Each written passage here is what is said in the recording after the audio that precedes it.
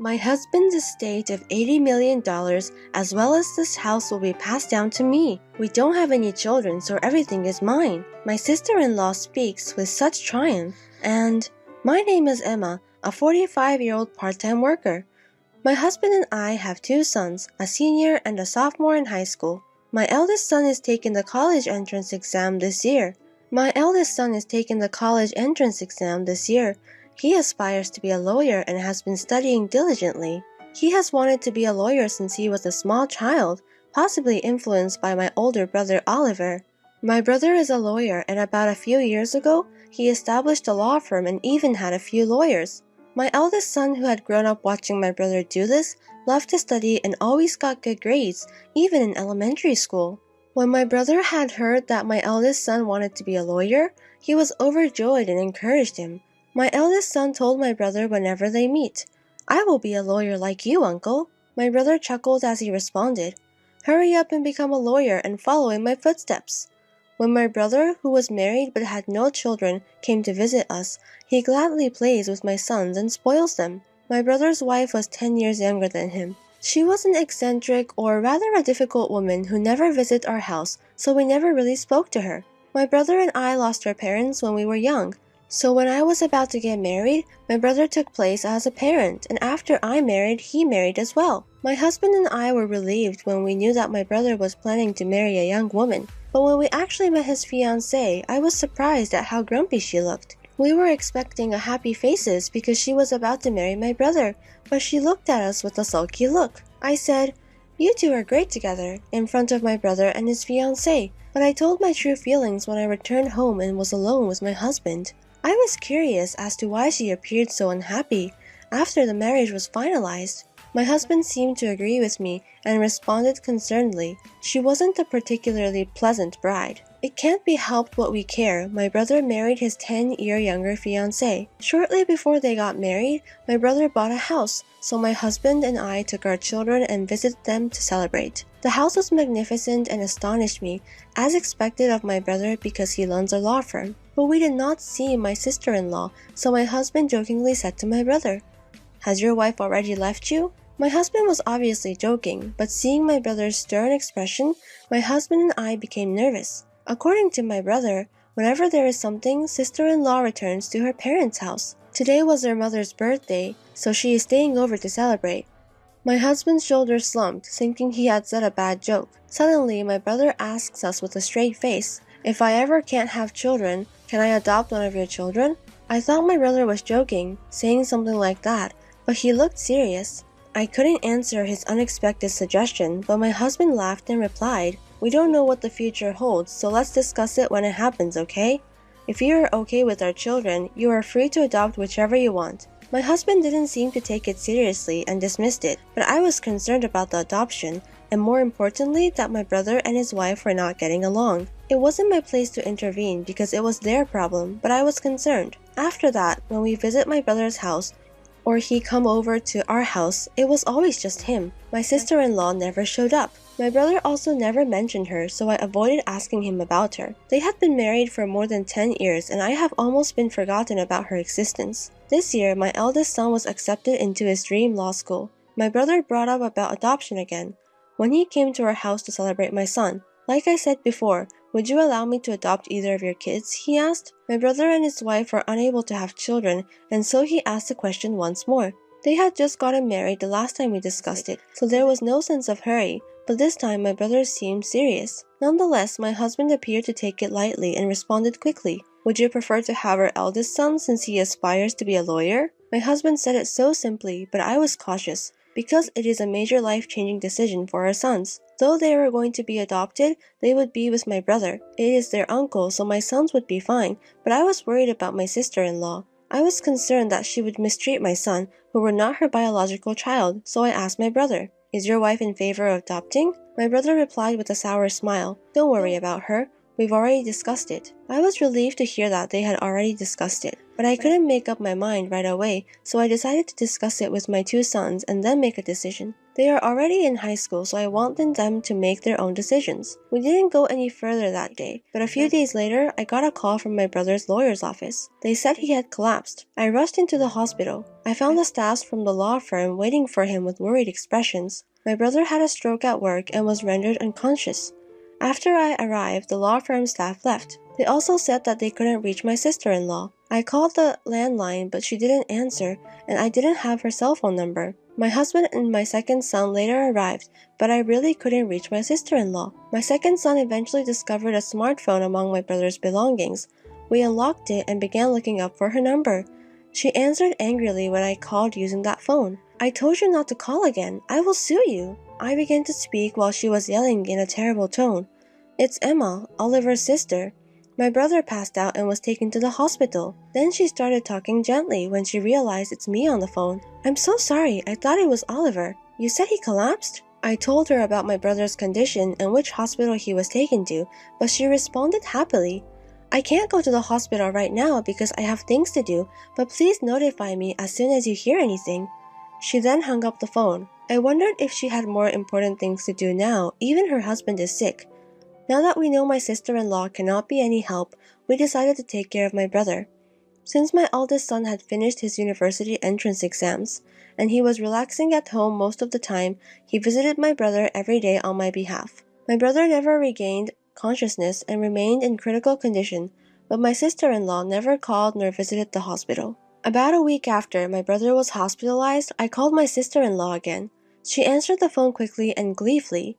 "What's the matter? Did he die?" I wanted to yell at her for being so rude, but I responded quietly.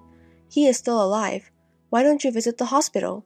She retorted as if she irritates me while I hold back my rage. "I'm not a doctor, nor am I a spiritual healer. There's nothing I can do for his recovery." I became even more enraged by her demeanor, so I hung up the phone. I began to suspect that my brother wanted to adopt one of my sons because he had given up on having children with his wife. I think they weren't getting along. When my brother's marriage was finalized, I asked him how they'd meet, and he said they met through a marriage counseling agency. Maybe my sister-in-law married him because he was a lawyer and she wanted to have a good life. This thought enraged me even more, but when I mentioned it to my husband, he said something even more crueler.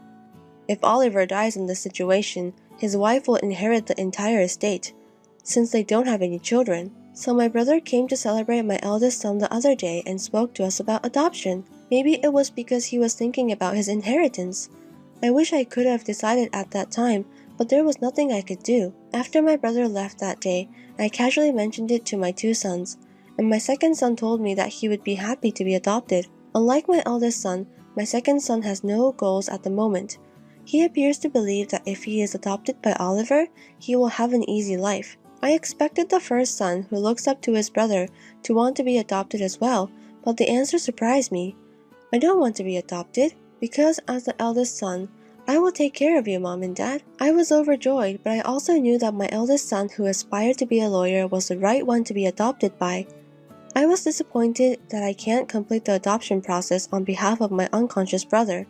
I do not want my brother's inheritance, but I also do not want to give even a penny of his property to my sister-in-law, who appears to be awaiting his death. I could only hope for my brother's recovery, but he never recovered. My brother passed away a few days later, and I had no choice but to contact my sister-in-law. "My brother recently passed away. Can we do a funeral?" My sister-in-law, who had been waiting the news of my brother's death, responded cheerfully. "Everything is up to you. Please do not appoint me as a pallbearer. I don't want to deal with any formalities." When I was about to lose it, she quickly hung up the phone. After all, my husband and I planned the funeral. Staffs from the law firm helped us in a variety of ways. My husband was also concerned about the firm's future, but my brother had taken care of that. Though my brother was the firm's representative lawyer, he delegated management to someone he trusted, so the law firm as a corporation will continue to operate without a problem. Many people came to my brother's funeral, and so many wreaths were brought that they couldn't fit it in the hall. Then I realized how wonderful my brother was once again. My son also assisted at the funeral, but when my second son saw the presidents of major corporations, politicians, and others had also attended, he was really frustrated. I knew I should have been adopted.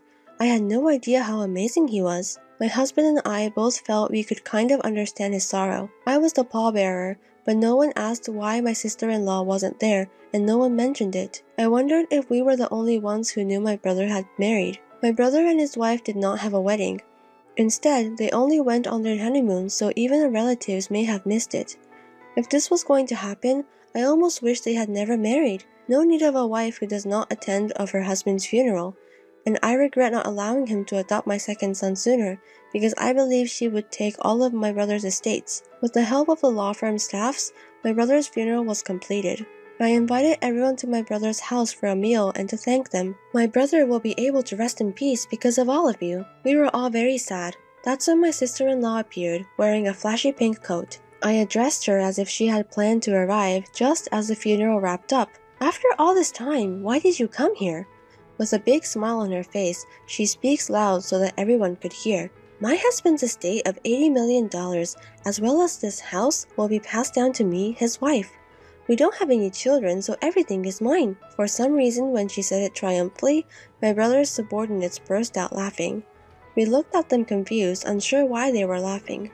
My sister-in-law glared and yelled at them. What exactly are you laughing about? You're so impolite. While smirking, one of the lawyers responded. We know that you're officially divorced. We all knew the result of your divorce settlement the day before he collapsed. When I first heard this fact, I exclaimed, What? You were divorced? I looked over my sister-in-law's face and saw her staring at them, who had just said the truth with the most terrifying expression ever. When she clenched her teeth, the other lawyer started talking. I also heard that you were charged alimony in conjunction with your divorce. Because your affair caused a divorce, it is inevitable. My sister-in-law yelled, glaring at the lawyer who said it. I'm not required to pay alimony, am I? I no longer have anyone to pay. She spoke mockingly, but there was no way she could compete with a legal expert, and she was quickly retorted. The right to alimony will also be inherited, so you will have to pay it to Emma. She's the inheritor. Then I realized for the first time that I was my brother's sole inheritor. If their divorcement was finalized and our parents are gone, so I'm all that's left. She seemed to realize this too and looked at me with a horrified expression, causing me to step back. But she seems unconvinced and began yelling once more. Don't I get half of the estate now that divorcement is settled? A dismayed-looking lawyer responds.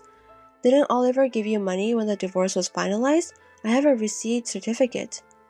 He also purchased the house before the marriage, so it is not the subject to property division. I enjoyed watching her being lectured by the lawyers regardless of what she said. She seemed to recall something and shouted while laughing a little. There's the life insurance, I should still be the beneficiary. She impressed me with her attitude in a situation where everyone around appeared to be her enemy. She said she changed the beneficiary of Oliver's life insurance to herself. However, the lawyer was also quick to deny about the life insurance. Oliver is a firm man, so I think he changed it when the divorce was finalized. I searched my brother's valuables and discovered the life insurance policy. When my sister-in-law saw this, she took the life insurance policy from me and looked impatiently at the beneficiary, but dropped her shoulders in disappointment. When she returned the certificate to me, I noticed that the beneficiary was me. My sister-in-law, realizing she was getting nowhere, yelled out her true feelings without thinking. I married a lawyer because I thought he is wealthy, but I've only got a little money. In addition, I have to pay alimony. This is a huge mistake. With a grimace, the lawyer replied to her. Oliver said same thing. He said he shouldn't have come for the advice of a marriage counselor. He bemoaned the fact that he had made a huge mistake. My brother had never said anything like that to me, but he had always been truthful with his co-workers and subordinates. Unable to refute anything, my sister-in-law rolled her back and left my brother's house. Later on, she will have to pay the alimony in installments, but she didn't have a job. She began looking for a job quickly, but she has never worked seriously before and quit immediately. She re-registered to the marriage counseling agency and looked for a wealthy man in order to make quick money. And she found a wealthy man, told him she needed money for marriage, and cheated him out of his money. But the man caught on right away and reported her to the police. She was arrested for marriage fraud, according to the lawyer who works in my brother's law firm. To be honest, no alimony was ever paid to me, and when I went to see the lawyer about it, the story came up. In dismay, the lawyer told me, now that she has been apprehended, alimony payments may be impossible to obtain for the foreseeable future. Alimony is not something I am interested in. I was more interested in seeing her suffer a terrible fate. I believe my brother would agree, so I would like the police to investigate thoroughly her other crimes, etc., and charge her as a felon in court. My family moved into a house that my brother had left behind after unexpectedly inheriting his property. My husband and sons were ecstatic to be able to live in a big house after previously living in an apartment. My eldest son is studying law harder than ever before. He observed his brother's colleagues and subordinate lawyers arguing with his sister-in-law, which made him yearn to be a lawyer. Though he was never adopted by, I hope he will carry on my brother's legacy and become a great lawyer like him. Only my second son is upset and disappointed that I inherited my brother's entire estate. He claims, "To be honest, I wish I was adopted by uncle so I could have inherited everything." The second son smiled half-jokingly.